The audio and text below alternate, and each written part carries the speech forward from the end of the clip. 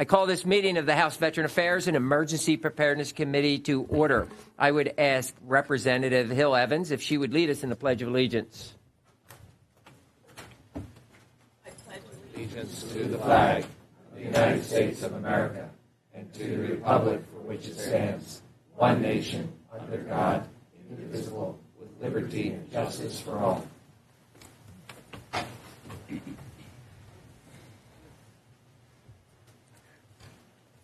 Representative Gillen, can you take the role as our secretary, acting secretary right now until you're officially appointed by the Speaker? Chairman Barrar. Here. Representative Borowitz. Representative Culver. Here. Representative Ecker. Here. Representative Ferry. Representative Gobler. Representative Gillen, here. Representative Greiner. Here. Representative James. Present. Representative Mako. Present. Representative Mahalik. Representative O'Neill. Here. Representative Paulenschok. Here. How'd I do with that name? Exactly. Okay, won't happen again. Representative Rigby. Just walk in.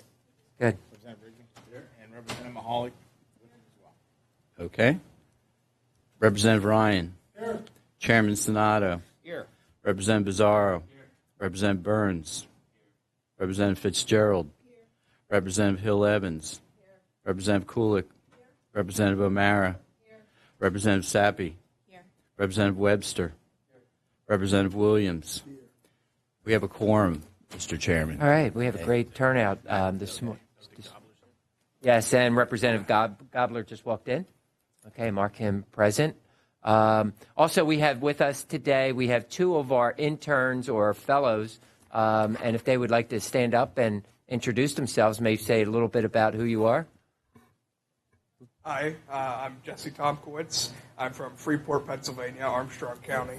I am a junior at Allegheny College in Meadville, Pennsylvania, and I am a political science and philosophy double major. Great. Hi, my name is Marissa Howe. I am a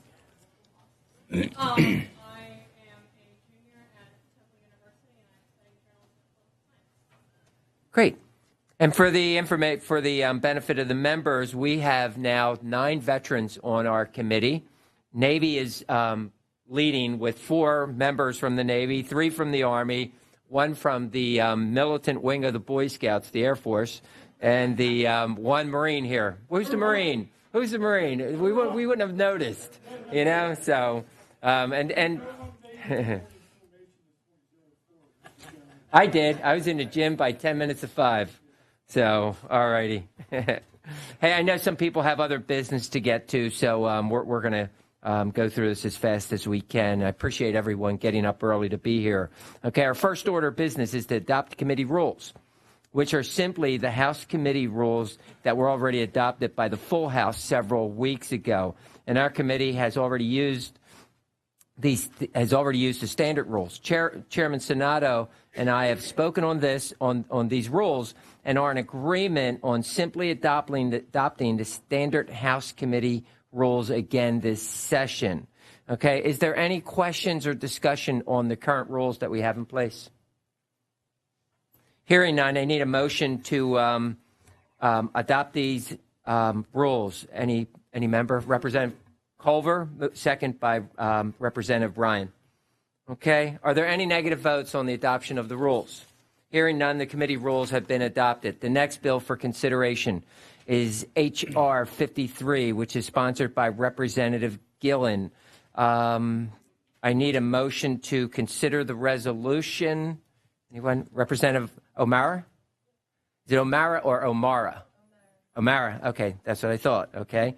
And I need a motion to second. Anyone? Representative Ryan? Okay. Representative Gillen, can you please explain your resolution?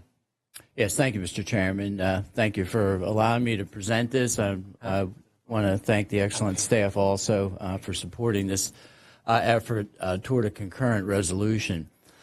Several years ago, I started reading in the general media about the disturbance of sea graves, not only those of the United States. We have 3,000 ships since the time of the Revolution and 13,000 planes, which are underwater. But other nations, not only the United States, but Japan, Britain, there are Dutch ships that went down. And these ships are being looted, and these are sea graves that need protecting. I'm not saying that the government has been completely absent of intervention. What we're interested in is a ramping up of what is already going on. Someone asked me recently, what interest would anybody have in scrap metal from World War I or World War II? It's called low background metal. It's used in precision instruments, aeronautical instruments, Geiger counters, medical, because it doesn't have a radioactive signature prior to the Trinity blast and the Hiroshima and Nagasaki and the atmospheric testing. So it's unusual metal. And the phosphor bronze propellers, some of which 15, 20 tons, that metal is worth thousands of dollars per ton. So there are economic advantages for some for pilfering the metal and artifacts. And irrespective of it being a sea grave, we know that these pilferers that are illegally violating sovereign immunity are also pulling up body parts, some of which have been dumped back into the sea or put in land-based graves in a very irreverent fashion. This is happening primarily in Southeast Asia, off the coast of Singapore, Indonesia, and Malaysia.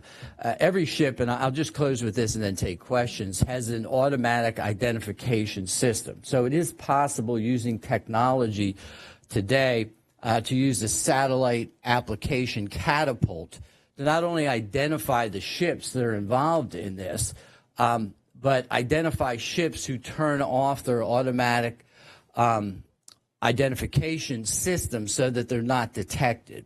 So we have the technology today that exists. The British have used it to some extent to stop this grave robbery from going on. The USS Perch is a submarine that was sunk in World War II in 1942, has gone completely missing. The USS Houston, it's been in contemporary news, has had artifacts stolen off of it. The Naval History and Heritage Command is involved in terms of the United States government in not protecting so much as chasing down these robberies when they actually occur. And so I think there's more resources that could be brought to bear. And I think if we heighten the awareness, certainly with our congressmen and congresswomen, many of them newly minted in Pennsylvania, carrying this message to the president and the Congress, then I would like to see them take action, not only to help finance to prevent this from happening in the future, but to prosecute those that are involved in these grave robberies. These are not isolated incidents. We've been able to identify Cambodian and Malaysian and Chinese registered ships, a brief closed. Oftentimes they will go down and blow these vessels apart, and then giant grab dredgers will come in and then pull this material back up onto the decks of the ship, and then they're taken to salvage lots. I'd entertain any questions at this time, Mr. Chairman. Okay, thank you. Any questions on the resolution from anyone? Did I see a hand back there? No? Okay. No questions. Okay. Thank you, Representative Gillen, for your explanation of the resolution. We need a motion to move the resolution, moved by Representative O'Mara, second by Representative Ryan. Are there any negative votes on the resolution? Hearing none, H.R. 53 has passed committee. The next bill for consideration is H.B. 233, sponsored by Representative O'Neill and Representative Allett. I need a motion to consider the bill, moved by Representative Polinchuk. Having a motion to consider the bill, Representative O'Neill, would you please explain the bill for us? Sure. Thank you, Mr. Chairman. House Bill 233 amends the second-class county code so that the provisions related to the placement of flags on veterans' graves throughout the year remains consistent in all counties within the Commonwealth. The language is reflective of the comprehensive rewrite and modernization of the county code from last session. The county code was amended late last session with Senate Bill 1005, which became Act 154 of 2018. Act 154 only applied to 66 of our 67 counties. Therefore, my proposal will align the second-class county code flag provisions with the remaining county codes, thereby ensuring the placement of flags on veterans' graves remains consistent in all counties throughout the Commonwealth. I ask the members for an affirmative vote. Thank you, Mr. Chairman. Okay. Discussion. What's that? Yeah. Are there any questions on that?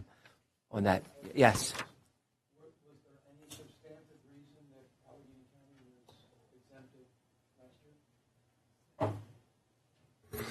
year? Yes, Representative, from a statutory standpoint, we cannot join two codes together through our laws, so we had to do it separately. And you'll find out we'll do that a lot. It was supposed to get passed last fall, but in the hustle and bustle of the sine die session, that major piece went through, and this one, it just fell between the cracks. So we knew we wanted to hit the ground running this session with this bill. Mm-hmm. If I remember correctly, so this was correct me if I'm wrong, Sean, but this was a package of bills introduced by, I believe, Representative Cristiano last session. That is correct. And I think it was 3 separate bills. 2 of the 3 passed and got included with Senate Bill 1005. This is the remaining one. Okay. Any other questions? Okay, hearing none. We need a motion to move the bill, moved by Representative Polinchuk and a second by Representative Williams. Are there any negative votes on the bill?